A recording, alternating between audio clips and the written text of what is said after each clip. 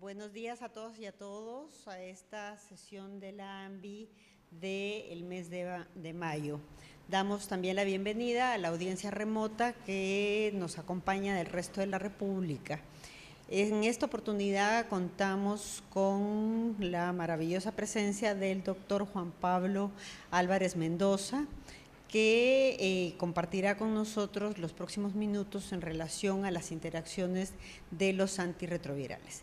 El doctor Álvarez es infectólogo, se encuentra en el hospital Gabriel Mancera, que ahora se llama Carlos MacGregor, y también en la Secretaría de Salud del Estado de México. Le damos la bienvenida y agradecemos que comparta con nosotros todo su conocimiento. Gracias, doctor. Gracias. Muy buenos días, muchas gracias por su asistencia. Un agradecimiento a Lambi y a Indiana por la invitación. Realmente casi la mayoría de los temas que actualmente se están dando relacionados al VIH pues tienen mucha relevancia. ¿Por qué? Porque ahorita estamos envueltos en cierta polémica con respecto a los medicamentos retrovirales, su disponibilidad, su abasto y este nuevo paradigma. Entonces por ahí habrá algunos comentarios que iremos comentando en su momento. La plática está establecida para hablar un poco de lo que son las interacciones farmacológicas en el ambiente del tratamiento retroviral. Y es un hecho actualmente que tenemos los pacientes, la población que poco a poco va envejeciendo, y que obviamente tenemos el escenario ideal para tener un paciente que va a estar generando distintos medicamentos a lo largo del tiempo y que nosotros tenemos que checar estas posibles interacciones. Ahorita en el IMSS pues estamos en una serie de procesos en los cuales pues tenemos nuestra salida de nuestro director y tenemos también este impacto del nuevo paradigma de los medicamentos retrovirales, y a fin de cuentas la generalidad de este paradigma, a favor o no a favor, implica obviamente tener fármacos más potentes, más seguros, más simples y eventualmente una menor resistencia, y que todo esto se logre a un menor costo. Realmente esta plática de interacciones pues habla sobre ese punto en particular, en este caso el segundo, de tener medicamentos más seguros, ¿sí? Medicamentos que tengan la menor cantidad de interacciones para que eventualmente exista una mejoría de los pacientes. Hablaremos un poco a lo largo de la plática de definición, conceptos farmacológicos útiles, en este caso de las familias retrovirales, y ciertos escenarios más seguros en distintos escenarios comunes que se ven en la práctica clínica de la consulta externa, que van desde el embarazo y la anticoncepción, la patología cardiovascular en todas sus características que son metabólica, lipídica asociada a cardiopatía, medicaciones antibióticas más comunes, en este caso tuberculosis, coinfección con hepatitis C, patologías respiratorias y tal vez algunos síndromes un poco más comunes. La definición como tal de interacción farmacológica la podemos encontrar tan breve y tan extensa como quisiéramos encontrar: a la modificación del efecto de un fármaco por de otro cuando se administra conjuntamente. Otras definiciones un poco más complejas: cambio en el modo en que actúa un medicamento cuando se toma con ciertos otros medicamentos, hierbas o alimentos, o cuando se toman durante ciertos trastornos médicos. La interacción del medicamento puede hacer que el medicamento sea más o menos eficaz o que cause efectos inesperados. Desde este párrafo nosotros ya podemos identificar las dos principales características de una interacción: es o me afecta sobre mi efectividad o afecto sobre un posible efecto adverso. Y también tenemos una definición que es un poco más farmacológica, que es la actividad o el efecto de un fármaco se ven alterados por la presencia o por la acción de otro. En todas las interacciones por lo menos hay un fármaco que nosotros conocemos que es el fármaco objeto y el fármaco precipitante. El fármaco objeto cuya acción es modificada por el otro, y el fármaco precipitante, y en algunas ocasiones también, y lo vamos a ver a lo largo de la plática, los medicamentos retrovirales o los medicamentos que acompañan al tratamiento retroviral pueden tener tanto un efecto de objeto o precipitante a la vez. Realmente esta plática la pudiéramos dar prácticamente en 5 minutos tomando en cuenta esta diapositiva, digamos. Actualmente se tiene disponible una serie de herramientas en línea que pueden estar disponibles desde la computadora como en los celulares, y en los cuales nosotros podemos identificar distintas interacciones poniendo simplemente los nombres de los medicamentos, los nombres de los retrovirales, y haciendo un algoritmo en línea para que nos dé la interacción. De las más comunes que eventualmente se usan, pues tenemos esta, que es el de Liverpool. Este es la imagen, en este caso de los teléfonos inteligentes. Este es el UpToDate, eventualmente requiere suscripción, y este es Medscape, este no tiene mayor problema, es completamente gratis. En cada una de estas nosotros nos podemos meter no solamente a la versión en línea de teléfono inteligente, sino también en computadora, y nosotros podemos checar en la parte de interacciones medicamentosas y poner cada uno de los medicamentos. Al momento de que ponemos cada uno de los medicamentos, pues agarré una muy sencilla que es Victagravir, aunque todavía no lo tenemos disponible, y tenemos hidróxido de aluminio, un antiácido convencional. Y entonces, después de hacer el algoritmo en línea, nos dice que hay una interacción que se observa y que eventualmente la concentración del medicamento antirretroviral Victagravir se puede ver alterada por esta alteración sobre el hidróxido de aluminio. Este es simplemente un ejemplo para poder identificar cómo se usa esta herramienta en línea. Otra que tenemos pues es la del UpToDate. De igual manera nosotros podemos identificar aquí los medicamentos, uno los va poniendo en el espacio y eventualmente van saliendo cada una de las posibles interacciones que se observan a cada uno de los medicamentos. Y la que más conocemos y usamos en el consultorio o a veces en línea, pues es la de Liverpool. En el caso de Liverpool, en este lado tenemos los medicamentos retrovirales y en este lado tenemos todos los medicamentos que podemos identificar tanto por orden alfabético, por tipo de medicamento, y eventualmente nos arroja un tipo de interacción. Esa interacción inicial nos dice, parece que hay una interacción potencial, nos la pone en color amarillo, en color verde, en color rojo, pero siempre hay un display en esta parte de abajo donde nos dice la explicación probable de esa interacción. Y algunas veces cuando nosotros checamos, pues es importante pasar más allá de ese color inicial y leer la información extra, porque puede ser que esa información realmente no sea de tanto peso para realmente suspender o quitar alguno de los medicamentos. Y tienen consideraciones especiales. Tenemos obviamente que las interacciones es un mundo complejo y en las cuales nosotros, los principales es, nosotros queremos evitar que el esquema retroviral y el esquema de medicamentos que estemos usando no tengan un mayor efecto tóxico o que disminuya su efectividad. Y este es un escenario mucho más común. ¿Común por qué? Porque la cantidad de medicamentos retrovirales va incrementándose a lo largo del tiempo. No es lo mismo los 15 medicamentos retrovirales hasta hace 15, 20 años, a cerca de 40 medicamentos retrovirales coformulados, no coformulados y en evolución que actualmente tenemos y que van a ir saliendo a lo largo de los siguientes años. También el tercer escenario, ¿cuál es? Los pacientes se están envejeciendo y se están enfermando de patologías no relacionadas al VIH. Y por lo menos un porcentaje muy significativo de nuestra población ya rebasa los 50 años y es la clásica pregunta, doctor, estoy empezando con diabetes, tengo hipertensión, tuve un infarto, puedo usar vitamínicos, puedo usar medicamentos para la disfunción eréctil. Es decir, es un escenario que se va a ir modificando y en el cual nos tenemos que ir acoplando a lo largo de todo este tiempo. Podemos identificar que de manera global los medicamentos se manejan en 3 rangos principales, y esto es hablando de farmacología muy general, digamos, en las cuales nosotros tenemos la concentración del medicamento y el tiempo, y dentro de los cuales nosotros nos movemos en un intervalo terapéutico, que es el escenario ideal en el cual sé que sigue siendo efectivo, pero no estoy siendo tóxico. Obviamente a esto se le llama intervalo terapéutico y ahorita nos estamos regresando a ese tercer año de la carrera de medicina donde veíamos algo de farmacología y tenemos aquí la concentración mínima eficaz, la concentración mínima tóxica y obviamente el medicamento se mueve siempre en este rumbo para ser ideal. Eventualmente los medicamentos y las interacciones, que es lo que hacen, pues pueden impactar sobre esta concentración mínima, haciendo que el medicamento migre hacia esto, perdiendo la efectividad, o migre hacia la parte de arriba, haciendo el medicamento mucho más tóxico. De tal manera que tenemos aquí que distintos medicamentos tienen este índice terapéutico, que puede ser estrecho, que puede ser amplio y que se puede ver impactado por el desarrollo de interacciones farmacológicas. Hablando de la farmacocinética, igual regresamos al tercer año de la carrera y es el estudio de cómo el organismo procesa el fármaco, y farmacodinamia es el estudio de los efectos bioquímicos y fisiológicos de los fármacos y sus mecanismos de acción.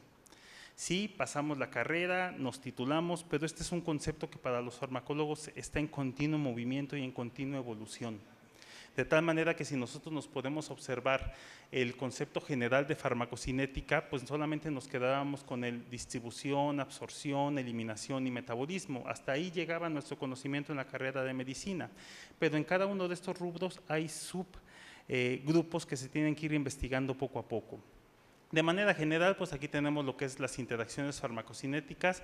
Para el médico que esté en contacto con el paciente y que eventualmente toma estas decisiones, pues son aquellas que son debidas a la influencia que tiene un fármaco sobre el ciclo del otro, y nos quedamos con los 4 puntos principales, que es algún proceso durante la absorción, la distribución, el metabolismo y la excreción. De igual manera, la farmacodinámica es completamente diferente. Conforme más se va estudiando la célula, los receptores farmacológicos, los sitios de acción de los medicamentos o distintos sitios de acción, este concepto farmacodinámico se va haciendo muchísimo más complejo y va evolucionando a lo largo del tiempo. Por eso, conforme más medicamentos tenemos y más medicamentos retrovirales tenemos, obviamente vamos a tener un mayor conocimiento de cómo se dan este tipo de interacciones. Aquí tenemos lo que son los componentes farmacocinéticos básicos que probablemente identificamos como médicos. Tenemos la absorción, y aquí entran 4 rubros. Tenemos cambios del pH gastrointestinal, formación de quelatos o compuestos no absorbibles, alteraciones de la motilidad intestinal, toxicidad gastrointestinal preexistente. Migramos hacia la distribución, que es este viaje hacia lo que es el sitio de acción por medio de unión a proteínas plasmáticas, en las cuales impactan muchas enfermedades renales, hepáticas, neoplásicas a lo largo de la concentración de albúmina y de ciertas proteínas. Tenemos el metabolismo, tenemos distintos tipos de metabolismo. Tenemos metabolismo de fase 1, y aquí es donde entra los que siempre ubicamos, que es el de los citocromos. Tenemos el metabolismo de fase 2, la inhibición y la inducción enzimática. Tenemos también farmacogenética y polimorfismos. Tenemos una excreción renal, biliar, intestinal, y sobre distintos pasos se pueden ir dando este proceso de interacciones farmacológicas. Aquí tenemos, y vamos a hablar de uno que siempre nos ha acompañado a lo largo del tiempo, cambios del pH gastrointestinal con inhibidores de bomba de protones. Siempre cuando usamos un medicamento como atazanavir, siempre tenemos en mente esa posible interacción con medicamentos inhibidores de la bomba de protones, y la explicación es que 40 miligramos al día de este medicamento omeprazol o cualquier derivado de los medicamentos omeprazoles disminuye obviamente la concentración máxima, el área bajo la curva y la concentración eventual mínima del atazanavir hacen un porcentaje muy significativo. Esto da como resultado que no se recomiende su administración, y que si en el caso necesitemos usar el medicamento, pues es lo que usamos y lo que hacemos todos los días en el consultorio. A veces le decimos, si es muy estricto que te lo tomes, máximo 20 miligramos al día de omeprazol, y por favor 12 horas de diferencia con la administración de los medicamentos retrovirales, ¿sí? Actualmente tenemos medicamentos muy nobles, pero anteriormente se usaba didanócido, y didanócido tenía ciertas consideraciones con respecto al estómago de los pacientes. Tenía que caer en un escenario completamente de ayuno. Indinavir en su momento, que ya son medicamentos que a muchos de los que estamos aquí ya no nos tocó usar, pero que sabemos que formaron parte de un arsenal importante de los tratantes que iniciaron esta lucha contra el VIH. También disminuía el área bajo la curva, y en su momento por eso se tenía que bustear el medicamento con dosis hasta de 200 miligramos de ritonavir. Tenemos aquí otras interacciones como puede ser rifavirenz, caletra, atazanavir y saquinavir, se absorben mejor con alimentos. Pero este conocimiento de interacción es lo que usamos cuando le decimos al paciente, ¿sabes qué? Tómate el rifavirenz sin alimento. ¿Para qué? Para que no se absorba tan rápido y que eventualmente el paciente no experimente rápidamente esos efectos adversos asociados al efecto del medicamento. Tenemos aquí la formación de quelatos o compuestos no absorbibles, y ahorita que estamos en esta época de los medicamentos inhibidores de integrasa, donde la mayoría de los esquemas pues los queremos o idealmente queremos usar, raltegravir, victegravir, dolutegravir, elvitegravir, pues tenemos que tener en cuenta que los antiácidos que contengan sales de calcio, aluminio, magnesio, van a tener una interacción con estos medicamentos inhibidores de integrasa, cualquiera, tanto dolutegravir, raltegravir, victegravir y elvitegravir. También se comparte esta interacción con suplementos que contengan hierro, y entonces en esa paciente que tiene anemia y que le estamos tratando de volver a repletar este hierro, digamos, sistémico, también tiene una interacción. La interacción es tan importante que si lo tomamos dentro de las primeras 2 horas y después tomamos el medicamento, no se absorbe de una manera adecuada y estamos condenando al esquema a que pierda efectividad. Por eso la recomendación es que si vamos a usar este tipo de antiácidos, por lo menos 2 horas antes de la medicación retroviral o 6 horas después de la terapia retroviral para evitar cualquier tipo de interacción. Esta situación es tan común junto con los vitamínicos. Y conforme fui haciendo la clase, me enteré de que los vitamínicos, muchos de estos están acondicionados con ciertas sales de este tipo, y que también el paciente cuando nos pregunta, ¿y puedo tomar vitamínicos y a qué hora? O a veces le decimos al mismo tiempo que los retrovirales, y en el caso de los medicamentos inhibidores de integrasa, también tendrían que estar separados para evitar cualquier interacción significativa en cuanto a la absorción, pero lo vamos a ir viendo a lo largo de la plática. Tenemos aquí que obviamente el metabolismo está definido como el proceso que cambia la estructura molecular con el fin de que el organismo, con un proceso de evolución que tenemos como seres humanos, produzca metabolitos menos activos, que sean más hidrosolubles y que faciliten obviamente la eliminación. Y entonces tenemos el metabolismo de fase, que en este caso son los citocromos. En este caso tenemos los citocromos, el más común es el P450, y es un sistema de enzimas en el hígado que se encarga del metabolismo hasta en un 30%, pero también se encuentra también en el intestino, y entonces también en el intestino se encarga hasta del 70% de estos procesos metabólicos. El citocromo P450 es el más común, el que nos enseñaron en la carrera, pero también tenemos subfamilias más importantes en las cuales aquí se nombran, y en la terapia retroviral siempre son importantes saber, el citocromo 3A4, el citocromo 2D6, que pueden estos medicamentos ser inhibidos o inducidos. Aquí tenemos que todos los medicamentos y casi la mayoría de los medicamentos que acompañan al ser humano para el tratamiento de ciertas enfermedades pueden tener un componente de ser inhibidores o inductores de este tipo de citocromos. Si nos damos cuenta, medicamentos que podemos usar comúnmente en el ámbito hospitalario o conforme a las patologías del paciente, un inhibidor puede ser la amiodarona, claritromicina, los azoles antifúngicos, warfarina, verapamilo, obviamente el ritonavir. También tenemos medicamentos que son inductores, carbamazepina, fenitoína, efavirenz, nevirapina, rifampicina, tipranavir. Pero si nos regresamos a esos libros de farmacología cuando estábamos en la carrera, podemos encontrar listas de cientos de medicamentos que tienen este comportamiento inhibidor y tienen este comportamiento inductor. Y obviamente conforme más medicamentos se agregan a la farmacopea que usamos para el tratamiento de las enfermedades, no solamente del VIH, pues esta lista se puede ir incrementando de una manera importante. Aquí también se menciona la farmacogenética y los polimorfismos, y lo vamos a ir viendo un poco a lo largo del tiempo.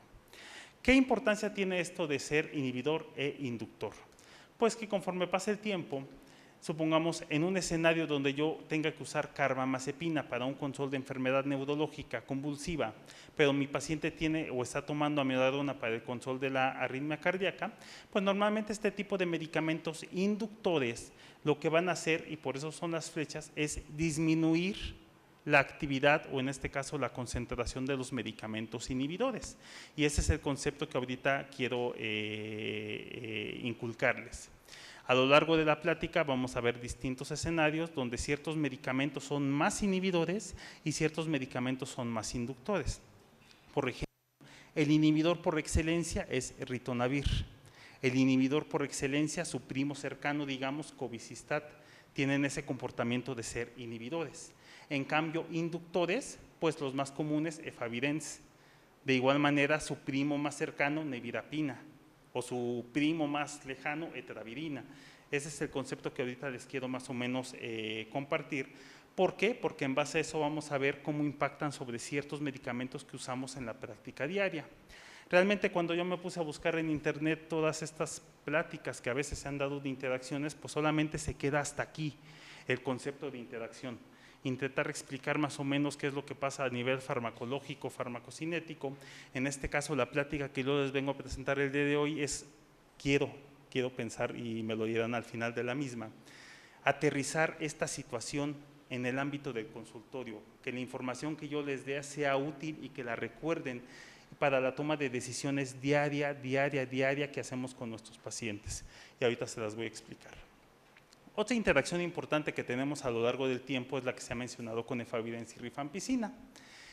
Realmente los medicamentos antituberculosos son de esos medicamentos que amamos mucho porque los necesitamos y son necesarios para el paciente, pero siempre nos meten en problemas de interacciones con todos los medicamentos retrovirales, con inhibidores de integrasa, con medicamentos no nucleósidos, pero realmente efavirenz, que durante mucho tiempo fue un medicamento que hasta el momento sigue siendo satanizado por este nuevo paradigma, pero es uno de los medicamentos que realmente tiene un comportamiento más noble con los medicamentos antituberculosos.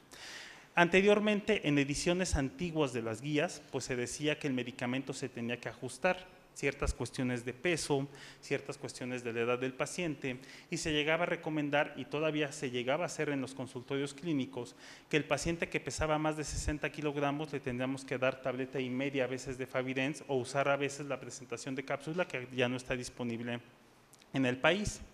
Y en aquellos que pesaban menos de 60 kilogramos, se daba una dosis única de 600 miligramos, que es la dosis convencional que usamos del medicamento. Y todavía en el año 2009, para que nos demos una idea de cómo va evolucionando esta información, pues todavía se recomendaba que en algunos sectores este tipo de cambio pues no se recomendaba, pero que si se hacía se tenía que estar dando un monitoreo terapéutico dentro de las siguientes 2 semanas y checar obviamente la efectividad en lo que es la supresión viral. ¿Por qué es esto? Porque tenemos que rifampicina, y les decía, estos medicamentos en una de las primeras diapositivas se comportan como inhibidores, se comportan como inductores, se comportan como fármaco objeto y como fármaco precipitante.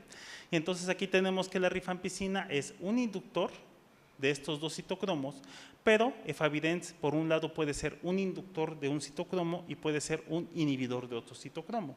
Entonces aquí empezamos con ese problema de que a veces soy inductor, a veces soy inhibidor, y por esa razón es que el medicamento actualmente no se usa esa dosis de 800 miligramos, porque aparte se empezó a estudiar cómo realmente se afectaban estas dosis de medicamentos y se empezó a observar, por eso en la parte de metabolismo menciono los polimorfismos y la farmacogenética, porque se empezó a observar que había ciertos polimorfismos predominantes en la gente que tomaba el medicamento que daban como resultado una menor tasa de aclaramiento del efavirenz y que eventualmente hacía que las concentraciones se mantuvieran farmacocinéticamente más estables y necesidad de ajuste del medicamento o de la dosis.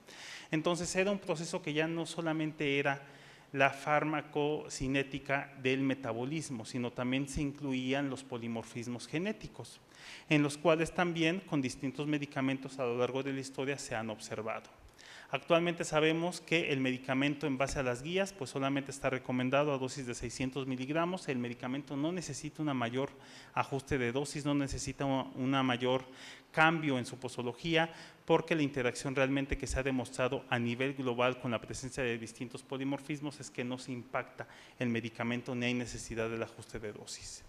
Aquí tenemos cómo se usan los medicamentos retrovirales con la rifampicina y podemos observar que la mayoría de los medicamentos retrovirales se ven impactados negativamente por el uso de la rifampicina, sobre todo con disminuciones en la concentración del medicamento antirretroviral. Y aquí lo podemos observar, a veces hasta en un 72% cuando doy atazanavir, ritonavir, nevirapina 56%, raltegravir 40%, dolutegravir 54%, pero podemos observar que la disminución que se observa ahorita con el efavirenz es muy baja. Por eso ahorita el efavirenz es uno de esos medicamentos más estables para el uso de medicamento retroviral con medicamento antituberculoso. Nosotros sabemos que cuando queremos usar medicamentos antituberculosos, pongamos con raltegravir, tengo que doblar la dosis, 2 tabletas cada 12 horas o 800 miligramos cada 12 horas. O cuando lo quiero usar con dolutegravir, también la lógica es 50 miligramos cada 12 horas. Esta situación también se comparte con victegravir. ¿Cuál es el problema de victegravir? Que hasta el momento nada más viene coformulado, no viene como un medicamento separado. Entonces, ¿qué medicamentos son los más seguros que usamos ahorita en este escenario para tuberculosis? Pues seguimos usando efavirenz, seguimos usando dolutegravir y raltegravir, estos dos últimos sí, con un ajuste de dosis. Tenemos aquí el metabolismo de los citocromos y tenemos que el ritonavir es un medicamento potente e inhibidor del citocromo P450. Lo hace de manera potente para el citocromo 3A4 y lo hace de manera moderada para el citocromo 2D6. Su actividad antiviral pura en su momento fue reemplazada solamente por este efecto que vivimos ahorita, que es el de potenciar a otros medicamentos inhibidores de proteasa. Cobicistat tiene el mismo principio farmacocinético, solamente que ya sabemos que el cobicistat aparte tiene una interacción sobre las células renales que hace que se inhiban los transportadores MATE y o ATP. Y obviamente la mayoría de los esquemas retrovirales que actualmente tienen ese peso de las interacciones son con medicamentos inhibidores de proteasa, ya sea reforzados con ritonavir o medicamentos inhibidores de proteasa reforzados con cobicistat. Tenemos aquí que la mayoría de los medicamentos se pueden ver impactados por esta interacción con el ritonavir y tenemos que la mayoría se ven más impactados con ciertos grupos como antiarrítmicos. Imagínense poner al paciente en un escenario de riesgo de proarritmias, o anticoagulantes, mandarlo al otro lado de la sobreanticoagulación, rifampicina, antiepilépticos, itraconazol, ergotamínicos y antipsicóticos. Pero también con los medicamentos que usamos de manera convencional en la práctica diaria también tiene interacción. ¿Cuáles son? Los calcioantagonistas, anticonceptivos hormonales, sildenafil, distintos medicamentos hipolipemiantes y distintos esteroides inhalados para nuestros pacientes con EPOC y tratamiento. Entonces, aquí tenemos aparte la inhibición y la inducción enzimática, tenemos que los medicamentos usan distintas enzimas, ya sea en hígado o riñón, para poder ser eliminados en el organismo, glucuroniltransferasa como AZT o abacavir, alcohol deshidrogenasa como el abacavir, y a nivel de riñón por medio de una purina fosfodilasa, tenofovir y en su caso DDI, que ya prácticamente no usamos. En su momento, las principales interacciones de las cuales nos teníamos que preocupar eran aquellas que se daban dentro del propio tratamiento retroviral, ¿sí? ¿Cuáles eran? Tenofovir y DDI. En ese momento se aumentaba la concentración de DDI y obviamente daba una mayor toxicidad del DDI que ameritaba un ajuste de dosis de 400 a 250 miligramos. Ya ahorita no es un problema porque ya no hay DDI o ya no se usa de manera rutinaria. Pero algunos esquemas todavía forman parte de nuestro armamento, tenofovir o alguna combinación con tenofovir y atazanavir y ritonavir, y obviamente esta interacción aumenta la concentración del tenofovir en un 25% y tendríamos que estar vigilando el comportamiento renal de nuestros pacientes. Y esta es una misma situación que se comparte en este caso con el Kaletra. De igual manera nos dicen, ya ahorita la recomendación es pues tratar de evitar esas combinaciones y tratar de escoger o un medicamento inhibidor de integrasa u otro inhibidor de proteasa que no tuviera tanto riesgo de interacción. Pero realmente esas eran las interacciones que nos preocupaban, ¿sí? Esa interacción sobre los medicamentos retrovirales para mi fin común, que ¿cuál era mi fin real? Pues mantener a mi paciente indetectable. Pero en nuestros pacientes esta población se va acrecentando, se va incrementando la edad y el uso de distintos medicamentos para otras patologías. Y aquí tenemos cuáles son los medicamentos que actualmente nos acompañan. Medicamentos cardiovasculares, los que queramos. El paciente ya no nos respeta nada más siendo hipertenso, no, es hipertenso, es cardiópata, es dislipidémico, es proarrítmico o tuvo alguna cardiopatía. Metabólicos, mi paciente es diabético con uso de esteroides, medicamentos antiinfecciosos, pues antibióticos en general, antifúngicos, con infecciones con hepatitis B y hepatitis C, medicamentos intestinales, medicamentos anticonceptivos, antiepilépticos, antituberculosos, antipsicóticos y antidepresivos, ansiolíticos, drogas recreacionales. Y si aparte de estos medicamentos que poco a poco se van incrementando a lo largo de nuestra experiencia, pues tenemos los medicamentos actualmente usados. Y ahorita es un hecho que los esquemas que usamos en el IMSS y en salubridad siguen siendo en algún porcentaje medicamentos que contienen efavirenz o nevirapina, atazana, Kaletra. ¿Sí? Estamos ahorita frente a un posible escenario de paradigma que no sabemos qué tanto nos va a llegar a nosotros al IMSS, pero estoy seguro que a ustedes en su práctica de salubridad pues los está impactando de una manera muy importante. ¿Por qué? Porque tengo contacto con con médicos de otros hospitales, de la Condesa, de salubridad, y sé lo que están pasando, ¿sí? Y aunque no estamos en desacuerdo de evolucionar los esquemas retrovirales, pero yo creo que sí estamos de acuerdo en que lo hagamos de una manera con una transición organizada y obviamente respetando la característica principal del paciente, que es respetando su individualidad, respetando ese proceso de individualización del esquema a cada uno de los pacientes.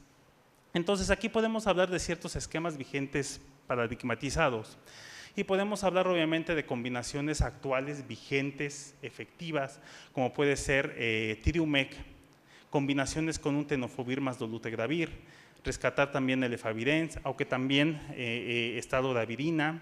Tenemos un medicamento dadunavir, ritonavir, dadunavir con cobicistat. Aquí no estoy hablando de si están coformulados, que si son de una sola pastilla, una vez al día, simplemente las combinaciones que actualmente están mucho más validadas con respecto a las distintas familias. Aquí se empiezan a meter inhibidores de integrasa como raltegravir, victegravir, el vitegravir, uso o no de TAF, etcétera, etcétera.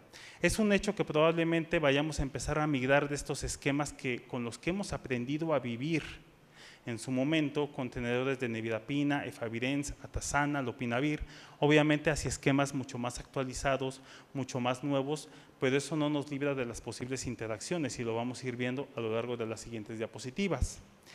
Tenemos aquí medicamentos analgésicos y es lo que les decía, que quiero aterrizar un poco cuál es la seguridad de los medicamentos en nuestra trinchera, en nuestro consultorio diario.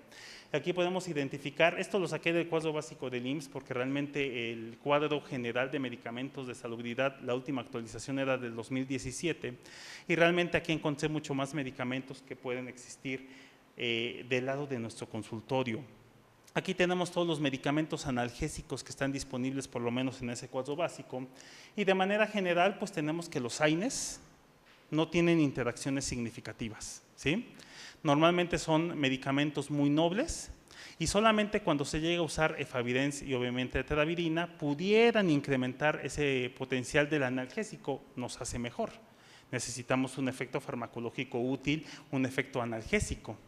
En algunos casos, el uso concomitante de esquemas con tenofovir, el vitegravir y cobicistat aumenta transitoriamente la concentración del tenofovir, pero no se necesita ningún ajuste de dosis del analgésico. El problema de la interacción en analgesia viene con los medicamentos opiáceos. Los medicamentos desde el propio dextropropoxifeno hacia obviamente tramadol y medicamentos más avanzados opiáceos en las cuales puede haber interacciones significativas. ¿Por qué? Porque aquí empezamos a jugar con este proceso de inductor, inhibidor y qué es lo que pasa con la interacción. Entonces, medicamentos opiáceos con medicamentos inhibidores de proteasa reforzados, efavirenz, etravirina, nevirapina o algunos esquemas con cobicistat, pues nos van a dar lugar a un aumento de la concentración del medicamento opiáceo y obviamente nos van a poner en riesgo al paciente de efectos relacionados a toxicidad por medicamentos opioides, sin interacción significativa con el resto de medicamentos de inhibidores de integrasa, obviamente a excepción del que conocemos que tiene la mayor interacción, que es esquemas con el vitegravir y cobicistat. De tal manera que solamente es cuestión de vigilar cuando lleguemos a usar medicamento opiáceo, de no caer en esa posible toxicidad del medicamento analgésico.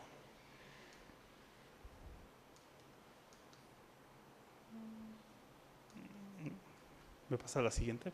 No me está dejando pasar.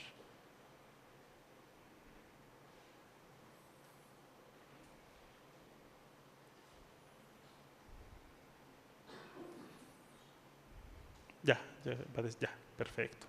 Aquí no se ve bien, pero toda es esta tabla de cardiología. En cardiología, como les dije, podemos enfrentarnos al escenario hipolipemiante, que es el más común con nuestros pacientes, pero también al escenario de presión arterial, cardiovascular, isquémico, etcétera. Hay algo en el paso.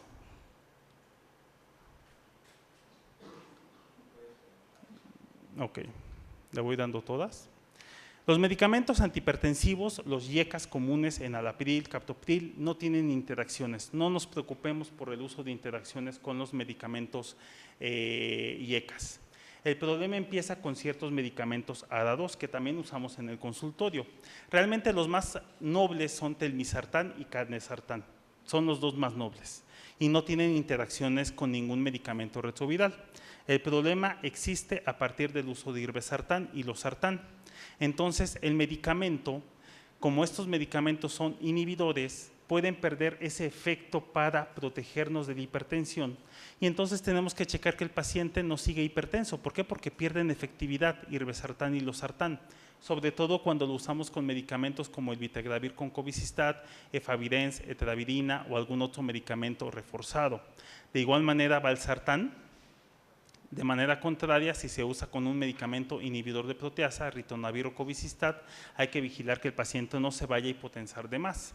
Como en la mayoría de los escenarios que vamos a ver a lo largo de la plática, Victegravir, dolutegravir y raltegravir tienen el menor riesgo de interacciones. Betabloqueadores.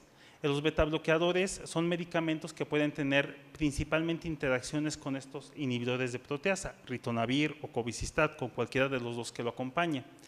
El problema es que dentro de su efecto podemos poner en riesgo al paciente de cierto grado de arritmias o alteraciones de alargamiento sobre el PR o sobre el QT. Esquemas que contengan el Vitegravir y Covicistat, hay que checar que no se vaya a aumentar este efecto hipotensor y de igual manera no tiene interacciones con Victegravir, dolutegravir y raltegravir. Y tenemos medicamentos calcioantagonistas. ¿La que sigue? Yo creo que por la animación. Los que están aquí mostrados son los calcioantagonistas, es una misma situación compartida con los beta bloqueadores, pero de aquí los más comunes que nos van a hacer interacciones significativas son verapamilo y diltiazem. De tal manera que la medicación retroviral más segura pues es aquella con dolutegravir, raltegravir, y aquí empiezo a mencionar un medicamento que es doravirina. Doravirina es un medicamento que trae MSD, el cual tiene un perfil de rescate para esos pacientes que usaban Efavirenz para quitar obviamente los efectos adversos. Es un medicamento que viene solo o que puede venir coformulado con tenofovir y TDSTC en una pastilla única. Y es un medicamento que sorpresivamente vamos a ver que tiene un muy bajo perfil de interacciones farmacológicas, casi muy similar al principal que usamos y que sabemos que no tiene interacciones, que es raltegravir. Antiarrítmicos, propafenona es el medicamento que tiene menor interacción. Vigilar cuando usamos propafenona con un inhibidor de proteasa o el Vitegravir Covicistat, el riesgo proarrítmico. De ahí sigue el pan nuestro de cada día en el hospital, que es la digoxina. La digoxina posee una interacción menor con inhibidores de proteasa o el Vitegravir Covicistat, de tal manera que aquí la digoxina pierde efecto y posiblemente, la digoxina gana efecto y se sugiere iniciar con la dosis menor del antiarrítmico. Y tenemos que aquí existe una menor interacción con raltegravir, dolutegravir, doravirina, pero una recomendación que actualmente se lanzó, recién salió a la venta el Victegravir, era su relación con la amiodarona. Y realmente la relación con la amiodarona es una relación muy leve en la cual este STR que tenga Victegravir más amiodarona aumenta la concentración de TAF, pero el TAF es un medicamento que se conoce seguro y entonces se asume que esa interacción que en un inicio generaba un poco de pánico realmente no conlleve mayor riesgo de toxicidad. Amiodarona con medicamentos inhibidores de proteasa pues sí conlleva un mayor riesgo proarrítmico. Vasodilatadores que usamos para pacientes cardiópatas, pues tenemos obviamente trinitrato de glicerilo, isosorbida, y realmente glicerilo no tiene interacciones con ninguno de los medicamentos retrovirales. Isosorbida pudiera tener una interacción leve con los medicamentos inhibidores de proteasa o el Vitegravir con Covicistat, obviamente con disminución del efecto vasodilatador. Y sin interacción con los fármacos que usamos en el ambiente hospitalario de urgencia. Ninguno de estos medicamentos como la vasopresina, epinefrina, dopamina, norepinefrina, nitroglicerina, nitroprusiato y adenosina, que son medicamentos que usamos en cuestiones de urgencias, ninguno de esos medicamentos tiene una interacción significativa con los medicamentos retrovirales. A lo largo de la plática vamos a ir avanzando con respecto a los medicamentos para hacerlo un poquito más en la práctica, digamos. ¿Qué pasa con los medicamentos hipolipemiantes? Bezafibrato, que es nuestro fiel acompañante, y los medicamentos inhibidores de la reductasa. Aquí es un extracto de una revista que salió en junio todavía del 2019, o sea, está a punto de salir, donde se habla un poco de las interacciones actualizadas y se los trate de simplificar de esta manera. Bezafibrato y fenofibrato no tienen problema. Son medicamentos cuates de la terapia retroviral y no conllevan mayor problema. No hay ninguna interacción. Podemos modificar la dosis sin mayor problema, acorde obviamente a la cifra de triglicéridos de los pacientes. Ezetimiba tiene una interacción leve con los inhibidores de proteasa. y solamente se recomienda iniciar con una dosis más baja y obviamente el monitoreo. El problema empieza con los medicamentos que son inhibidores de la reductasa. Desde siempre también un acompañante leal pues ha sido atorvastatina, pero realmente tenemos medicamentos como simvastatina y lovastatina que tienen una interacción muy importante con los retrovirales, de tal manera que no se deben de usar. Prácticamente los que nos dicen que se debe de usar con cierta vigilancia son atorvastatina, con precaución, y obviamente pravastatina y pitavastatina, que son los medicamentos más seguros. Pero ¿en qué consiste esta interacción? Porque aparte es diferente acorde a los medicamentos, y aquí está. Cuando yo uso atazanavir y ritonavir, la dosis máxima de atorvastatina que me recomiendan para evitar posibles efectos adversos es de 10 miligramos al día. Si yo uso darunavir y ritonavir, hasta 40 miligramos de atorvastatina tengo permitido. Si yo uso darunavir con COVID, 40 miligramos al día. Si yo uso el vitegravir con cobicistat, la dosis máxima permitida de atorvastatina, 20 miligramos al día. O sea, aparte es una de esas interacciones que es como con subgrupos, como con subdatos, en los cuales si uso uno es una dosis, si uso otro es otra dosis, o sea, se hace el camino un poquitito más complicado. Efavirenz y nevirapina disminuye el efecto hipolipemiante, de tal manera que tendríamos que vigilar obviamente colesterol, HDL, LDL, obviamente con ajustes al alza para la dosis, y estos medicamentos hipolipemiantes no tienen interacción con los medicamentos inhibidores de integrasa, victegravir, dolutegravir y doravirina. Tenemos medicamentos anticoagulantes y antiplaquetarios, y vamos a empezar desde los más útiles y los más comunes y los más seguros. Heparina y heparina de bajo peso molecular no tienen interacciones con los retrovirales, al igual que la aspirina. La aspirina no tiene ninguna interacción con los retrovirales. El problema empieza con el resto de medicamentos. Clopidogrel, no recomendado con inhibidores de proteasa que contengan ritonavir o cobicistat o el vitegravir con cobicistat. ¿Por qué? Porque se ha visto pérdida del efecto antiagregante y en pacientes especiales trombosis trombosis temprana del estente. Al revés, efavirenz o nevirapina incrementa la concentración de estos medicamentos con posibles efectos adversos, y el más común es el prasugrel, que aquí en el país no hay. Al igual, anticoagulantes, tenemos acenocumarina y warfarina. Acenocumarina interacciona menos con esquemas con cobicistat, pero lo hace más con esquemas con ritonavir. Mantiene obviamente la interacción con efavirenz, nevirapina, etravirina. ¿Y qué es lo que pasa con esta interacción? Se disminuye el efecto anticoagulante, por lo que se tiene que monitorizar el INR estrechamente. En el caso de la warfarina es el mismo comportamiento que la acenocumarina, solamente que tiene la misma interacción con esquemas con ritonavir y con cobicistat.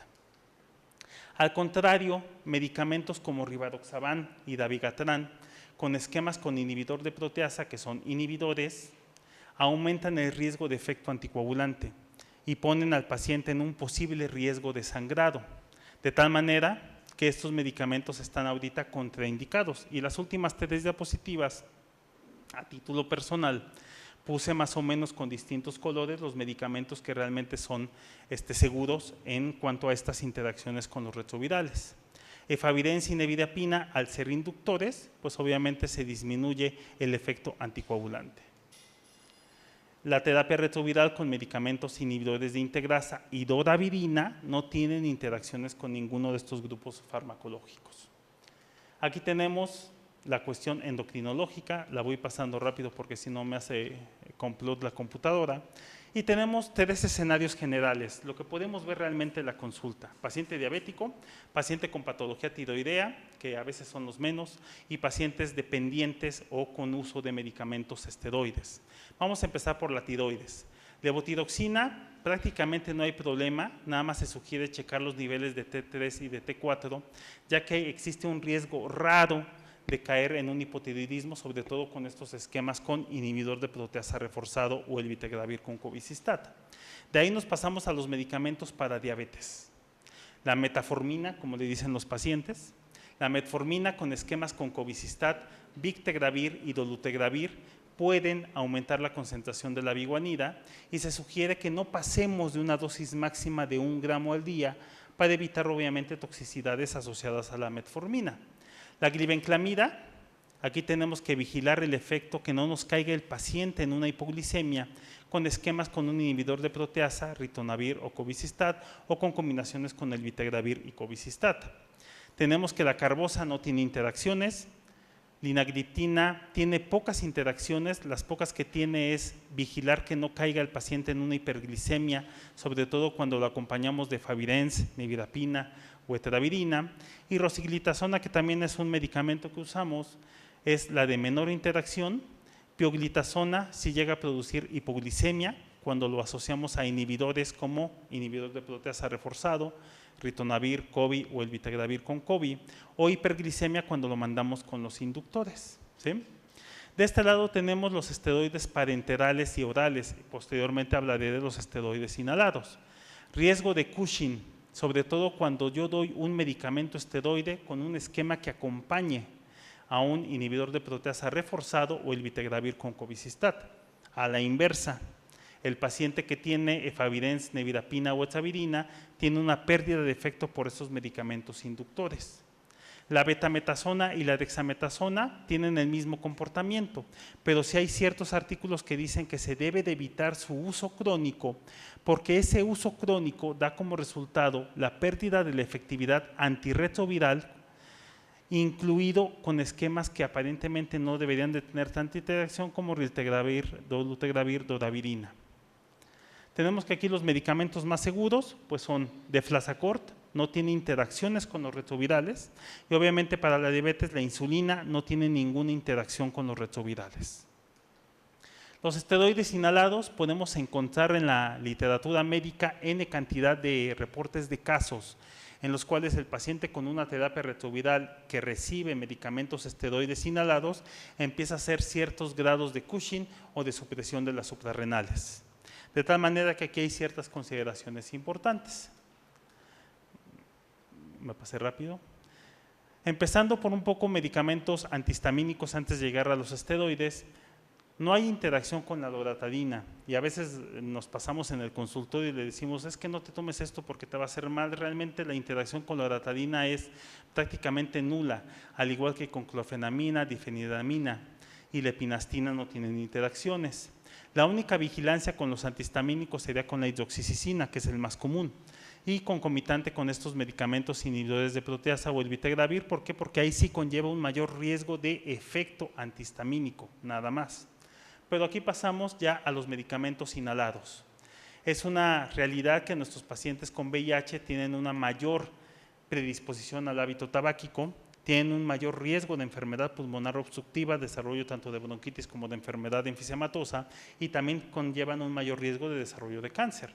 Entonces aquí tenemos fármacos inhalados en los cuales tenemos desde no interacciones hasta interacciones significativas. Y tenemos interacciones anticolinérgicos, no tienen ninguna interacción. El tiotropio, el hiperatropio que le damos a los pacientes no tienen ninguna interacción con los fármacos retrovirales. Tenemos los betagonistas y el más noble como siempre es salbutamol. No nos cae bien, pues obviamente por los efectos que conlleva a nivel de la taquicardia y las palpitaciones, pero es un efecto propio del medicamento, no es que haya una interacción. Realmente salbutamol no tiene mayores interacciones con los medicamentos retrovirales. Si nos saltamos a los medicamentos beta-agonistas de liberación prolongada, tenemos indacaterol, que es el de menor interacción, salmeterol posteriormente y formoterol. ¿Cuál es el problema? Que normalmente vienen acompañados de medicamentos esteroideos, vienen combinados. Vigilar obviamente el incremento de prolongación del QT, palpitaciones y taquicardia cuando se asocia, como hemos visto, a estos medicamentos hiperreforzados o el vitegravir con cobicistat. Al revés, posible pérdida de efecto que amerite aumento de dosis con medicamentos inductores, efavirenz, nevirapina y etravirina.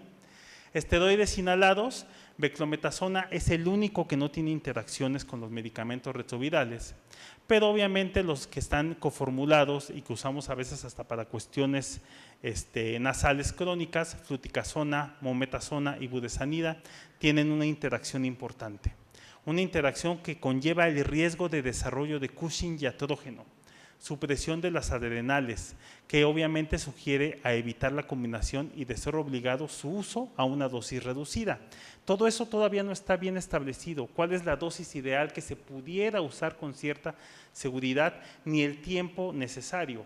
Por lo menos hay algunos reportes de casos donde se empiezan a disminuir las manifestaciones del Cushing inducido hasta 7 meses después de suspender los medicamentos. Entonces es ese rubro donde realmente apenas se está viendo qué tan grave, qué tan severa, qué tan larga es esta interacción. Por eso ahorita no están recomendados. Al revés, cuando usamos efavirenz, nevirapina y eteravirina, hay una posible pérdida del efecto que amerite el aumento de dosis del medicamento inhalado. De igual manera, victegravir, dolutegravir, raltegravir y doravirina no conllevan mayores interacciones farmacológicas. Aquí estamos con los medicamentos anticonceptivos. Y realmente los medicamentos anticonceptivos no son nuestro fuerte, digamos. Normalmente siempre nos apoyamos en personal ginecobstetra que nos ayude en esta población en particular y en esta toma de decisiones. Entonces, la primera recomendación es que el escenario idealmente deberá de ser valorado por un ginecólogo que esté sensibilizado con este tipo de población. Pero de manera general lo que les puedo transmitir es que aquí tenemos los medicamentos que hay para anticoncepción en el país.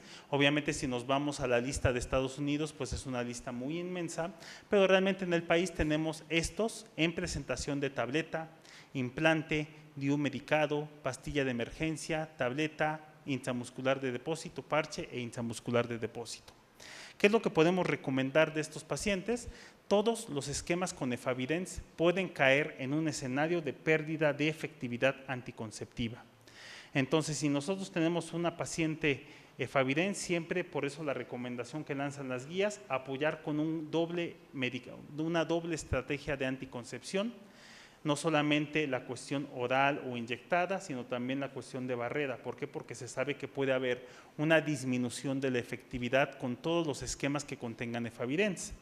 Combinaciones con medicamentos con IP reforzados, ritonavir o cobicistat, aquí es al revés, tiene una posible relación con un aumento de la concentración de medicamentos hormonales, sobre todo en la presentación oral.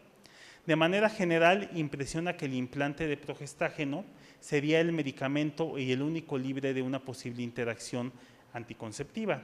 Y el tercer componente con doravirina, victegravir y dolutegravir no conlleva riesgos de interacción. ¿Qué pasa en los escenarios de anticoncepción de emergencia? Pues la anticoncepción de emergencia es con esta pastillita de levonorgestrel y como hay una interacción, pues eventualmente se tiene que subsanar. Entonces, algunas recomendaciones, digo, todo esto cae en el terreno del ginecólogo, entonces puede ser que cambie a lo largo del tiempo. La pastilla de emergencia tiene que ser llevada hasta una dosis de 3 miligramos, entonces se considera que es una dosis doble similar a la que lleva la recomendación convencional. El embarazo, también aquí se dan interacciones, pero sobre todo interacciones en ese rubro de la distribución que veíamos al inicio. La mujer a lo largo de los trimestres del embarazo disminuye la cantidad de proteínas, existe una dilución general y entonces los medicamentos retrovirales también tienen este problema de ajustes. Entonces todos estos medicamentos son los que se pueden usar en el embarazo, obviamente dolutegravir ahorita estamos en ese proceso de sí y no, pero tenemos atazanavir con rito, la dosis convencional 300 miligramos con 100 de ritonavir una vez al día, pero en el segundo y el tercer trimestre estos medicamentos inhibidores de proteasa, por esta pérdida de la distribución, se tienen que ajustar a una dosis más elevada, 400 miligramos de atazanavir y 100 miligramos, situación que no se puede aplicar en el país porque ya no tenemos atazanavir de 200 miligramos. ¿Qué seguimos teniendo? Y en muchos lugares se sigue usando Caletra. Lopinavir, ritonavir, dosis convencional en el primer trimestre, la convencional que usamos, 2 en la mañana, 2 en la tarde, pero obviamente en lugares donde no haya inhibidores de integrasa, es el medicamento que ha sido más estudiado y más usado durante mucho tiempo para el acompañamiento de la mujer embarazada y se aumenta la dosis en el segundo y en el tercer trimestre a una posología de 3 tabletas en la mañana y 3 tabletas por la tarde. Obviamente aquí estamos sometiendo a la paciente a una mayor carga de pastillas, por eso obviamente raltegravir vino a un escenario de complementación de la terapia retroviral en la mujer embarazada. La misma situación pasa con darunavir. Si nosotros tenemos una dosis convencional, en el segundo y tercer trimestre del embarazo se tiene que ajustar a una posología de 2 veces al día y a una dosis más elevada, ¿sí? Tenemos raltegravir, 400 miligramos, el segundo más estudiado, sin ajuste de dosis. ¿Qué pasará con la disponibilidad con este nuevo paradigma? No lo sabemos. Dolutegravir ahorita está en ese proceso de que inicialmente sí era bueno en el embarazo, pero que luego siempre no era bueno, pero que luego siempre sí. Aparentemente en el IAS, algunos de los médicos de la zona sur de la ciudad comentan que se va a dar información prometedora de la seguridad de dolutegravir en el embarazo, pero hasta que no lo veamos, pues no lo vamos a poder asegurar. Efavirenz 600 miligramos, sí es un medicamento que se puede usar sin modificación en la dosis y realmente los datos de teratogenicidad en otros modelos animales, a más de 20 años de su uso, pues no se ha demostrado con el Efavirenz y sigue siendo una herramienta útil en el contexto del embarazo. Victegravir, pues no tenemos aún datos de seguridad de embarazo, aunque posiblemente van a ir saliendo a lo largo del tiempo. Y tenemos el Victegravir con cobicistat. Este medicamento no está recomendado porque al no tener Victegravir solo y solo tenerlo coformulado, pierde efectividad en la última parte del embarazo, disminuye su concentración y puede ser que la paciente caiga en un estado de falla viral. Una pregunta para más o menos empezar la última parte de la plática. Drogas recreacionales y sustancias no medicamentosas. ¿Cuál es la sustancia no medicamentosa que tiene la mayor interacción con los fármacos retrovirales? Y les voy a dar distintas opciones que siempre nos han acompañado: toronja, naranja de Sevilla, ajo, hierba de San Juan, una buena cerveza para el calor de Cuernavaca o la 4T. ¿Cuál consideran que es realmente la droga o la sustancia no medicamentosa que tiene la mayor interacción? Toronja, hierba de San Juan. ¿Nadie va por la 4T? ¿Nada más fui yo? Muy bien, vamos a contestar la pregunta. La hierba de San Juan es el único medicamento que tiene la mayor interacción con los fármacos antirretrovirales e incluye también raltegravir, ¿sí?, disminuyendo su eficacia y poniendo en riesgo de falla virológica y por falta de efectividad. Realmente lo que a veces nos quedamos en la cabeza del ajo y la toronja solamente se identificó en su momento con una interacción significativa con el saquinavir. Ya el resto de medicamentos aparentemente no tenían esta interacción. Pero nosotros podemos identificar, por eso les puse la cerveza, porque en esta parte de las interacciones viene el humulus, que es a fin de cuentas esta planta que se usa para la cerveza. Y entonces yo dije, chin, entonces cuando le mando a mis pacientes que sí se puede echar una cerveza, ¿le estoy haciendo caer en una interacción? No. Esta interacción con la planta que se usa para la maduración de la cerveza es en té. Se hace una infusión en ciertos lugares aromática y con ciertos tintes medicinales, en los cuales se ponen 30 gramos de hojas de este lúpulos y los pacientes se lo toman. Y entonces es una interacción, ¿sí? Yo ya estaba casi regresando de mis vacaciones a la clínica diciendo a mis pacientes, párale a la cerveza, ¿no? Y obviamente tenemos otros medicamentos en los cuales podemos identificar quercetina, que también lo busqué en internet y se vende en Mercado Libre, se vende en Amazon como una cuestión herbolaria. Casi la mayoría de estos se pueden obtener por medio de una venta no regulada, digamos. Pero también quiero comentarles, aquí se mencionan los vitamínicos. Y los vitamínicos, como les decía, pueden tener esta interacción con inhibidores de integrasa, porque muchos de los vitamínicos vienen acondicionados con ciertas sales como calcio, aluminio, magnesio, y entonces pueden caer en una interacción por la absorción. Y entonces vamos a tener que aprenderle a decir a nuestros pacientes con inhibidor de integrasa, sí, va tu multivitamínico, pero aguántame por lo menos 6 horas después de su toma o 2 horas antes de tomarse el medicamento inhibidor de integrasa. Aquí tenemos otras drogas recreacionales, podemos ver cocaína, metanfetaminas, éxtasis, poppers, alcohol y todos los medicamentos. No voy a hablar obviamente de cada uno de ellos. El más común y el que más nos interesa, ¿cuál es? Obviamente el alcohol. El alcohol no tiene una interacción significativa con ninguno de los retrovirales, simplemente a veces le decimos a los pacientes que el Efavirenz se les va a subir un poco más rápido, sí, pero no es por una interacción realmente significativa. El alcohol no tiene ningún problema. El problema viene con las otras drogas. El paciente puede tener uso de cocaína, puede tener uso de heroína, puede tener uso de otros medicamentos, y entonces en estos, sobre todo en aquellos que tengan inhibidores de proteasa, tanto reforzados con ritona, cobicistat o el vitegravir con cobicistat, pues nos pueden incrementar esta posibilidad de síndromes tóxicos. Y en el caso de la cocaína, en una etapa inicial, excitabilidad, euforia, inestabilidad emocional, todos los datos de esta descarga, hasta que el paciente puede caer en datos de cianosis, respiración irregular, pérdida de reflejos, fallo respiratorio y eventualmente la muerte. Cuando lo usamos o cuando el paciente usa de una manera inadecuada, bueno, no sé cuándo considerarlo adecuado o inadecuado, porque ahorita viene la segunda parte, pero realmente cuando se usa con inhibidores de proteasa tiene este riesgo de interacción. La guía de interacciones nos dice esto, y nos dice, pues hay que hacer una historia clínica habitual, discutir con el paciente pues los riesgos que conlleva este uso de drogas recreativas, que aquí lo usan como drogas sexuales también para incentivar esta motivación y este rendimiento sexual.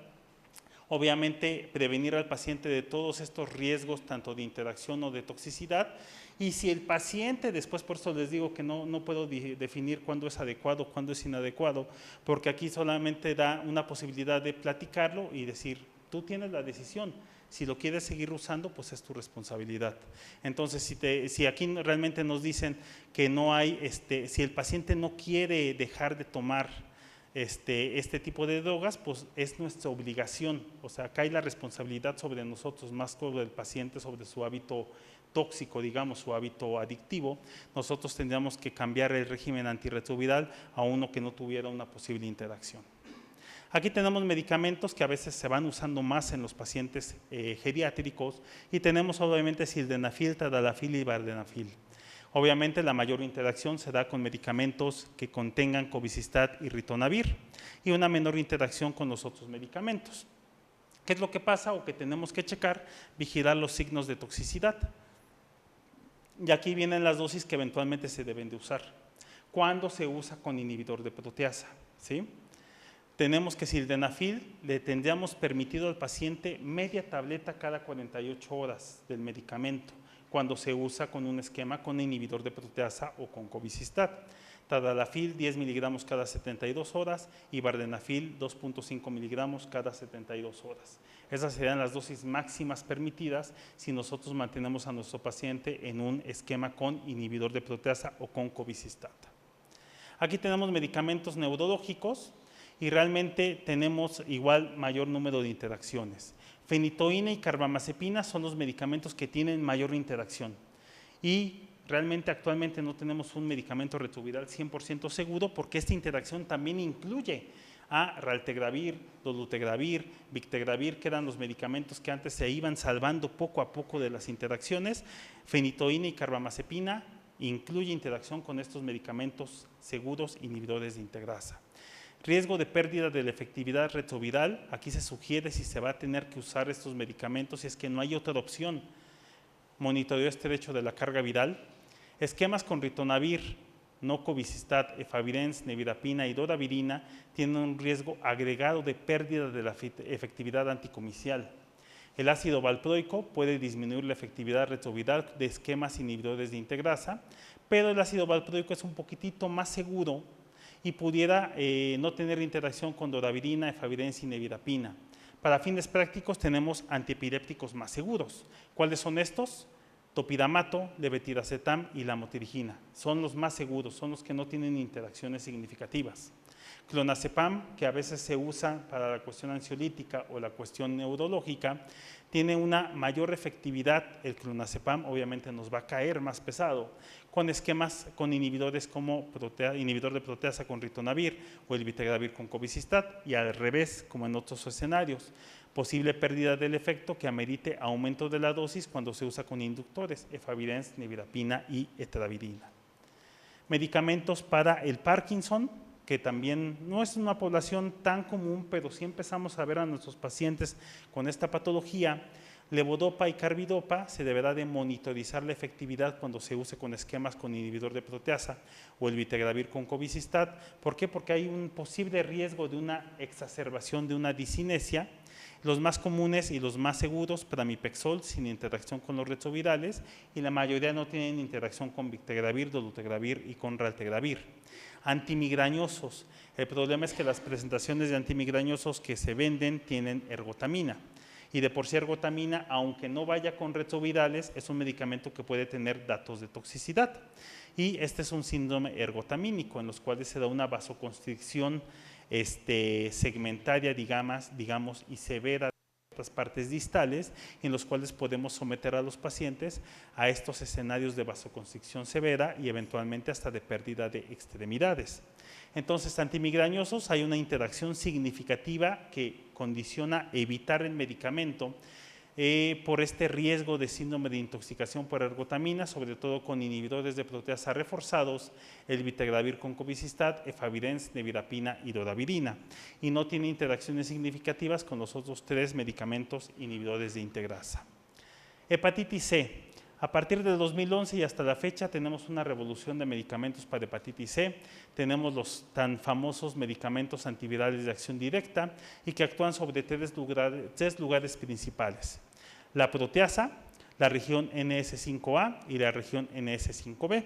Y realmente nos podemos aprender el mecanismo de acción por cómo termina el medicamento. Cuando el medicamento termina en Previr, al igual que Fosamprenavir, digamos, es un medicamento inhibidor de proteasa. Avir, cuando es de la región NS5A, daclatasvir, o Buvir, cuando es inhibidor de la región NS5B, Buvir, sofosbuvir, ahorita lo vamos a ver. Aquí tenemos medicamentos que son pangenotípicos: Glecaprevir, Pibrentasvir, NS5A, inhibidor de proteasa, o tenemos sofosbuvir, NS5B, con un NS5A, velpatasvir. Estos son los medicamentos que actualmente tenemos disponibles en coformulación, por lo menos en el IMSS. Tenemos pangenotípicos ya autorizados a partir de hace mes y medio, que son el Maviret, que es el Glecaprevir con Pibrentasvir, y tenemos el sofosbuvir con velpatasvir. Pero durante mucho tiempo, 1, 2, casi 3 años, se empezaron a usar los medicamentos no pangenotípicos, y todavía hay estos dentro de la seguridad social: Onvitasvir, Paritaprevir, Dazabuvir, Ritonavir, que será el Viequirapac, ¿sí? Sofosbuvir, Ledipasvir, que era el Harvoni, y Grasoprevir, el Vasvir, que es el Cepatier, ¿sí? Todos estos medicamentos son no pangenotípicos y estos son pangenotípicos.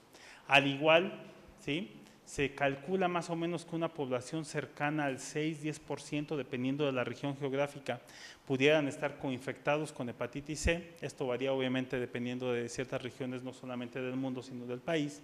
Y también aquí tenemos ciertas interacciones. Es más, hay una página similar a la de Liverpool, solamente dirigida para estos medicamentos de interacciones con medicamentos con hepatitis C. Aquí se los traté de más o menos resumir. Tenemos medicamentos de acción directa para hepatitis C que contengan ritonavir o un inhibidor de proteasa tienen un mayor riesgo de toxicidad del medicamento para la hepatitis C por esta interacción. Aparte, hay que estar vigilando la pérdida de efectividad retroviral y se sugiere un monitoreo estrecho de la carga viral. Al contrario, si yo uso un medicamento para la hepatitis C con efavirenz y nevirapina, se tiene riesgo de que el medicamento para la hepatitis C pierda ese efecto para lo que fue creado. Esquemas con dolutegravir, raltegravir y doravirina no tienen interacciones. Realmente aquí tenemos que el sofosbuvir es el único medicamento que no tiene interacciones, es el más noble, todo está en verde, digamos. ¿Cuál es el problema? Que muchas veces viene coformulado, el principal problema es que viene coformulado con otros medicamentos, ledipasvir, velpatasvir, voxilaprevir, pero aparte siempre lo usamos con medicamentos muchas veces que contienen tenofovir. Entonces, sofosbuvir tiene una interacción con el tenofovir, hay que vigilar la función renal, ¿sí? Cuando se asocia al ledipasvir, pues como que aparte le estoy generando más interacciones y tiene un riesgo de interacción con esquemas que contengan cobicistat e efavirenz. Y al momento de asociarlo al velpatasvir, tiene una menor interacción, manteniendo solamente esta interacción con efavirenz, nevirapina y con la misma vigilancia de la función del riñón. El problema sigue siendo este medicamento, el Viequida-Pac. Aparte de que son más dosis, el medicamento es el que tiene el menor perfil de seguridad. Y entonces, este medicamento para hepatitis C tiene la mayor cantidad de interacciones. ¿Por qué? Porque dentro de sus componentes tiene una molécula de ritonavir y tiene un medicamento que es un inhibidor de proteasa. Por eso este Viequida-Pac, por lo menos en ciertos lineamientos europeos y americanos, ya no está recomendado como medicación de primera línea para hepatitis C y realmente ha sido sustituido por otros medicamentos mucho más seguros. Y aquí tenemos de manera general los medicamentos para hepatitis C. ¿Cuáles serían los más seguros? Sofosbuvir con velpatasvir, sofosbuvir con ledipasvir, luego posteriormente tendríamos los otros medicamentos. Si nos vamos por la cuestión pangenotípica, el que tiene el menor riesgo de interacción con los medicamentos retrovirales, pues sería el sofosbuvir con velpatasvir, que ahorita se me fue el nombre comercial. ¿Alguien me lo puede recordar? Ahorita me acuerdo. Lecaptevir con pividentasvir, que es el Maviret, y tenemos el resto de medicamentos. Epclusa es el nombre comercial de sofosbuvir con velpatasvir. Conclusiones y dos últimas diapositivas. Las interacciones son un tema muy complejo, existiendo herramientas algorítmicas en línea para su estudio y para la toma de decisiones diaria. Y para esta toma de decisiones que se va a ir dando día a día y que realmente nosotros tenemos que adquirir. 2. Mientras más fármacos antirretrovirales y más fármacos no antirretrovirales, pues obviamente nuestra situación de interacciones va a ir incrementándose. Mientras más años viviendo con VIH, más la necesidad del entendimiento de estas interacciones. Y realmente nos va a tocar a nosotros. Realmente mientras no se creen estos programas de educación para los médicos en formación, donde realmente se vea al VIH como una situación que ya deben de manejar de una manera óptima, realmente la responsabilidad sigue cayendo en nosotros, en los médicos internistas, en los médicos generales, en los médicos infectólogos que estamos desde nuestra trinchera, Capacit, Clínica Condesa, IMSS, viendo este tipo de pacientes. Pero realmente esta situación, si nosotros supiéramos educar a nuestros médicos en formación, posiblemente caería también sobre ellos esta responsabilidad compartida. Interacciones con esquemas previos o antiguos con uso de no nucleósidos, en este caso inductores, tienen un comportamiento de disminuir el efecto de la droga no retroviral y en algunos escenarios disminuir la efectividad de la terapia retroviral, efavirenz, nevirapina, etravirina para fines prácticos. Interacciones con esquemas con inhibidor de proteasa reforzado, esquemas con ritonavir, cobicistat, que se consideran inhibidores, tienen el comportamiento de aumentar el efecto de la droga no retroviral, en ocasiones promoviendo escenarios de riesgo para la vida y necesidad de evitarse la combinación de fármacos. 4. Cada decisión que acompañe nuestro manejo multidisciplinario, que en este caso ya es polifarmacológico del VIH, deberá de ser individualizado y apoyado acorde a la evidencia que va cambiando con estos datos de las herramientas en línea. Los inhibidores de integrasa, obviamente, excepto el vitegravir con cobicistat y la doravirina, impresionan posicionarse como fármacos con bajo o nulo riesgo de interacción, situación que comparten obviamente los backbone convencionales. Y aquí tenemos, y le digo esto es a título personal, ¿sí? Y a fin de cuentas es más o menos, no estoy tomando en cuenta ni número de pastillas, ni posología, ni comodidad, ni nada, simplemente estoy hablando de seguridad, que fue el tema que nos dio el día de hoy, en las cuales, ¿cuál sería el mejor esquema retroviral con menor a mayor riesgo de interacción global para la mayoría de comorbilidades asociadas al envejecimiento, situaciones de embarazo, situaciones de tuberculosis, situaciones de coinfecciones? Título personal: esquemas con raltegravir, esquemas con dolutegravir, victegravir, doravirina, y obviamente dejando de lado esquemas con, no de lado, pero dejando en un lugar segundo, esquemas con darunavir con cobicistat o ritonavir, o esquemas que contuvieran el vitegravir con cobicistat. Ese es a título personal. 2. Seguridad de fármacos hipolipemiantes. Los más seguros, bezafibrato y fenofibrato. Los menos seguros, simvastatina y lovastatina. Nos vamos a los medicamentos antihipertensivos, los más seguros, IECAS, telmisartán, caldesartán, y los otros con cierta precaución, pero que no conlleva que se prohíba el uso, beta bloqueadores, calcio antagonistas y restos de ADA2. Fármacos anticoagulantes, los más seguros, heparinas, con cierta precaución y vigilancia estrecha, acenocumarina y warfarina, y los que sí no se deberían de combinar, dabigatran con rivaroxaban. En el caso de plaquetarios, asa, prasugrel, y el que no se debería de usar, clopidogrel.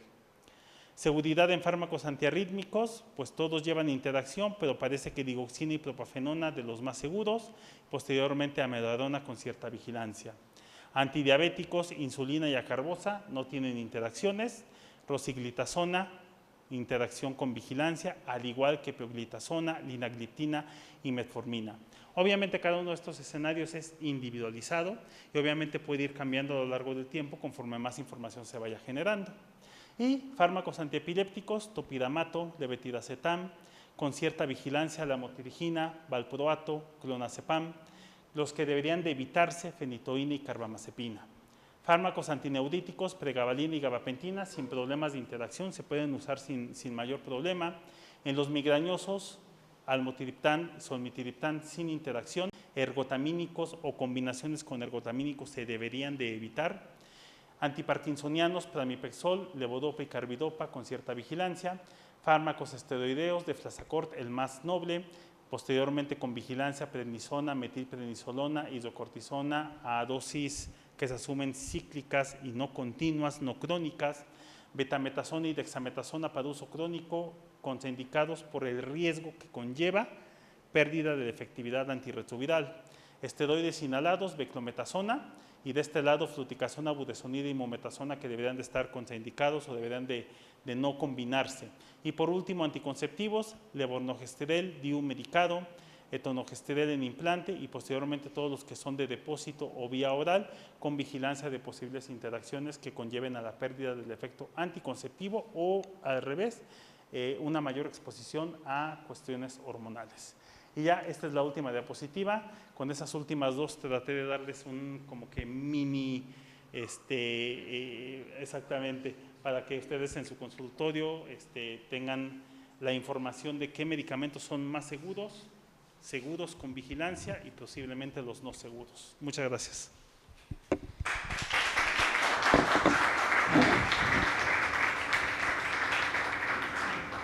Bueno, muchísimas gracias al doctor Juan Pablo. Antes de pasar a las preguntas de la audiencia remota, queríamos ver si tienen alguna pregunta. Sí, doctor.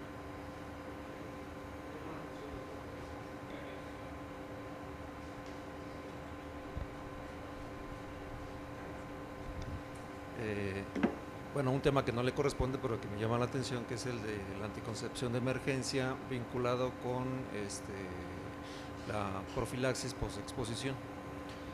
Si ya de por sí la anticoncepción de emergencia tiene su grado de efectividad, las primeras 72 horas, combinado con la profilaxis posexposición, ¿baja sensiblemente la anticoncepción de emergencia? Sí, pero hay que recordar que la profilaxis posexposición, pues actualmente estamos ponderando el uso de medicamentos inhibidores de integrasa como los acompañantes, más que medicamentos como efavirenz o un inhibidor de proteasa como los que deberían de ir. Posiblemente esa interacción se vea subsanada con este ajuste de la dosis al doble para realmente mantener esta anticoncepción de emergencia. Gracias. Gracias. Gracias, Juan Pablo, por tu presentación. Gracias. Complicadísimo, ¿no? Para sí. Los que atendemos pacientes con VIH. Nosotros tenemos algo bueno y tenemos la suerte de contar con personal de la Facultad de Farmacia de aquí de la universidad, donde de repente, pues ellas… Oye, doctor, estás utilizando esto, pero interacciona con esto. Entonces, de repente, pues sí, nos sacan ellos a flote esta situación, ¿no? Porque tenemos tanto que estar prescribiendo que se nos va. Y por esa razón creo que es complejo esto, pero debemos salir adelante. Gracias. Complejo y realmente les comentaba, es una situación que es una responsabilidad actualmente de nosotros, ¿sí? Porque no hay otro personal que vaya creciendo tan frecuentemente y evolucionando con la infección con VIH como lo hacemos nosotros desde cada una de nuestras trincheras. Entonces realmente los que estamos aquí, los que están en línea, los que estamos enfrente del paciente somos los que más manejamos ahorita esta situación de las interacciones. Y es una situación que se va a ir complicando porque vamos a tener más retrovirales, más medicamentos no relacionados al VIH y más personal envejeciendo con comorbilidades que necesitan. Esa es la realidad que nos va a tocar y también a la gente joven. Buenos días. Buenos días. Soy el doctor Irán Sánchez. Como médico geriatra, ahora me agrego al Capacits como un cuarto médico tratante y quisiera tener como un proyecto, ¿no? Me están pasando pacientes que están de alguna manera controlados, indetectables, y bueno, me gustaría empezar cómo está la glucosa, cómo están los triglicéridos, algo más allá del enfoque del VIH. Así es. ¿No? Y me parece muy importante la plática del día de hoy. Gracias. Entonces, vamos a estar ajustando como actividad física, alimentación y nuevos medicamentos no antirretrovirales, ¿no? Así es. Y ya le contaremos cómo nos va. Me parece Muchas gracias. bien. Gracias. ¿Alguien más acá? Bueno, tenemos 3 preguntas de la audiencia remota.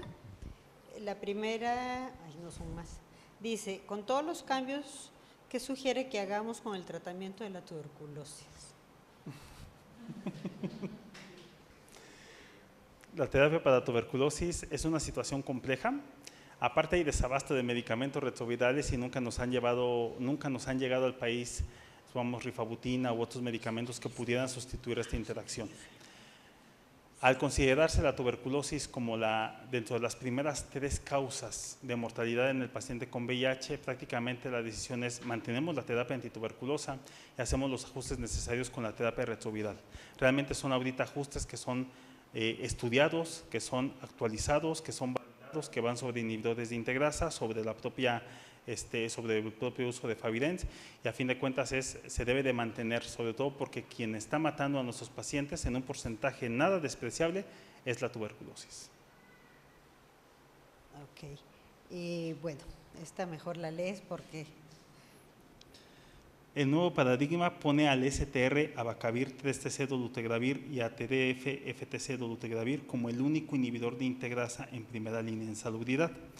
¿Qué opina del perfil farmacológico de este inhibidor de integrasa en comparación a otros inhibidores de integrasa? Okay. Partimos de que la mayoría de las interacciones son con esquemas con el vitegravir. Y aunque nos dio mucha emoción en el IMSS, porque después de muchísimos años, en marzo apenas era la única pastilla única que nos llegó, porque nunca tuvimos a tripla y nunca nos ha llegado Triumec, pero sí tenemos que aceptar que el vitegravir y esta desventaja de combinación con cubicistat, pues lo pone en un riesgo de desventaja. Si al momento ponemos que la combinación de vitegravir viene con TAF y la combinación de dolutegravir posiblemente la vamos a tener también con TDF y esperemos con TAF, pues creo que son los 2 escenarios de inhibidor de integrasa que son más idóneos.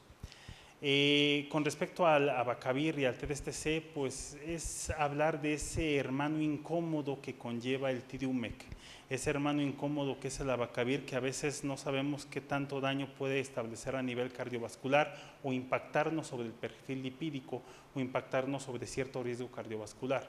Entonces, la pregunta es, ¿qué tanto considero que son seguros? Considero que son seguros, pero solamente 2 de ellos.